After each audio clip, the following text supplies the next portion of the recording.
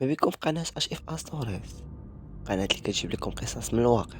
منطولش عليكم، ندخلو في تفاصيل القصة. قبل ما يبدا كل شيء، كان كمال مجرد شاب مغربي عادي عايش في حي شعبي في مراكش. خدمته بسيطة، المدخول ما كيخطيش حتى المصروف. كانت عنده أم مريضة وأب كبير في السن. كل نهار كيتفرج في الهاتف ديالو كيشوف الناس مشاو لأوروبا كيصيفطوا التصاور قدام عمارات كبار، قدام السيارات، والفلوس كتهبط بحال المطار. الفرق بين حلم كمال والواقع كان أكبر من البحر اللي كيفصل بين المغرب وإسبانيا. في الليلة من الليالي فاش كان كيخدم في المقهى، جاو عنده 3 ديال الدراري كيهضروا على الطريق الحقيقية، الطريق السرية.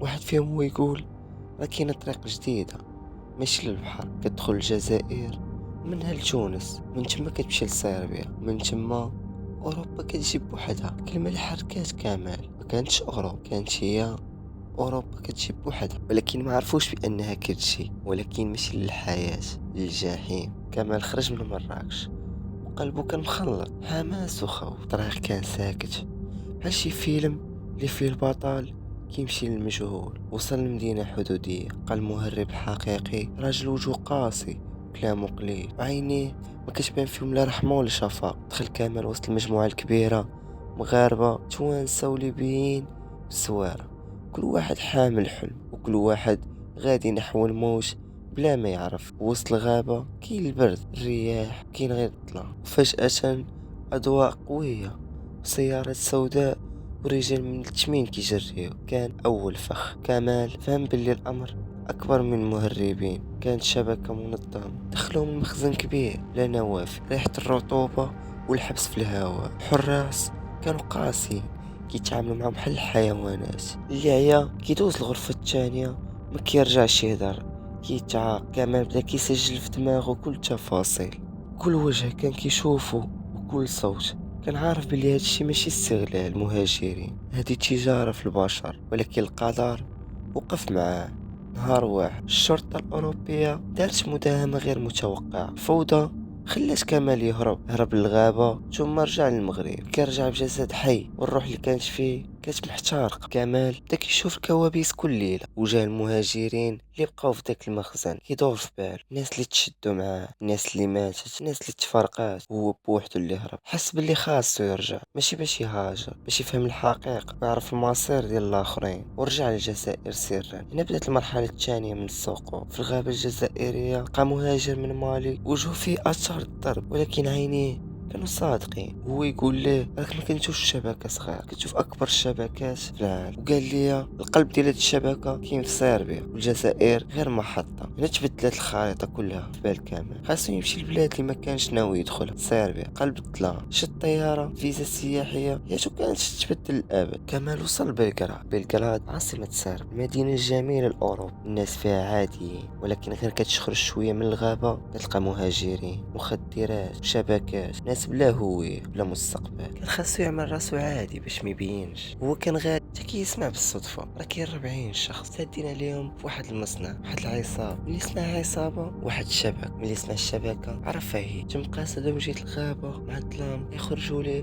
من واحد الجبل. غطاو ليه عينيه، لاحوه في واحد الشاحنة، بقاو غادي. ما عرفش شحال من ساعة دازت. غير ملي نزلوا العصابة لقى راسو في بناية كبيرة بحال كان عسكرية عالي، محاطة بالسياج كهربائي. هنا كان القلب الحقيقي للشاب، مصنع بيع البشر. مهاجرين خدامين بسلاس، كيخدموا، كينظفوا، كيسيقوا البناء. بعضهم تيبكي كيطلب الرحمة. رئيس الشبكة نعطيو اسم لورج جا عند كمال وقال ليه هربتي مرة، ولكن الشبكة ما كتنساش. هنا كتولي ملك وهو يسكت. حياة كمال داخل المصنع كانت جحيم. 16 ساعة خدمة، 5 دقائق ديال الماكلة، الليل بلا فراش غير على الأرض. المرض منتشر والأمل منعاد. ولكن كمال عنده عقل وعنده عين كتلاحظ. كان كيسجل المخارج، كينتبه لتوقيت، كيراقب الحراس. تعرف على نادر. نادر شاب سوري ذكي بزاف. هو يقول ليه الهروب ممكن، ولكن خاصو ذكاء. وبداو كيخططوا مع بعضياتهم. الخطة كانت مضبوطة. تعطي الكاميرات الصغيرة جنب الباب الجانبي، التسلل وراء الشاحنة اللي كتخرج ليلة، والجري وسط الغاب لمسافة كبيرة. الوصول لقرية فيها أوروبيين، قدروا يتصلوا بالشرطة، ولكن ليلة التنفيذ تشتات واحد المجموعة عصابة بداو كيقلبوا على المتورط. كمال ونادر كانوا قدام الحائط، يا إما الهروب أو الموت. هربوا وسط الظلام، 6 سوايع ديال الجري، البرد والجوع والتعب، والكلاب ديال البوليس وراهم حتى وصلوا للقرية. ما نزلوا القرية يلا بغاو يستراحوا. الشرطة اعتقلت كمال ونادر، الفكرة ديالهم مهاجرين غير قانونيين. ولكن من يشرح لهم كمال قصته، البوليس اتصلوا بالانتربول. لورش هو زعيم الشبكة، تشد من بعد 6 أيام في عملية كبيرة، والمصنع تسد. تحروا العشرات من المهاجرين، منهم حتى اللي كانوا مسجلين مفقودين منذ سنوات. كمال بكى ماشي فرحان، ولكن حس انه رجع حتى واحد الحق اللي مشى ليه. كمال رجع لبلادو، عانق والديه وبكى بحال شي دري صغير. والام قالت ليه رزقك كاين هنا ماشي ليه. كمال بدا كينبه الشباب على الهجرة السرية، بلي ماشي طريق، هي غير قبر بلا حجر. في واحد الليلة هادئة كمال طلع للسطح، نفس المكان اللي كان كيتفرج منه على الحلم الأوروبي. ولكن هاد الليلة شاف الحقيقة، ماشي كل ضوء ساطع هو المستقبل، ماشي كل طريق كتوصل. وشاف البحر من بعيد، هو يقول كنت باغي نعبر للضوء، ما عرفش ان الضوء الحقيقي كان كينبهني هنا ماشي على برا. تليفون صونا، رسالة من ناد: اخي احنا حرين. لورش تشد والشبكة سالات. كمال ابتسم ودمعات طاحوا، وهو يقول ليه ما كاين اخطر من الظل. الى الانسان اللي كيقلب على الضوء في بلاصه غالطه وطفى الضوء وبدا كيحكي قصته للناس باش ما يدخل حتى شاب اخر لداك الطريق اللي ما كيتشافش. غنكون وصلنا لنهاية القصة. كان معكم اشرف اسطوريز. اكون سعيد الا خليتي معاك لايك وشاركتي في القناة. نشوفكم في فيديو جديد. تحياتي.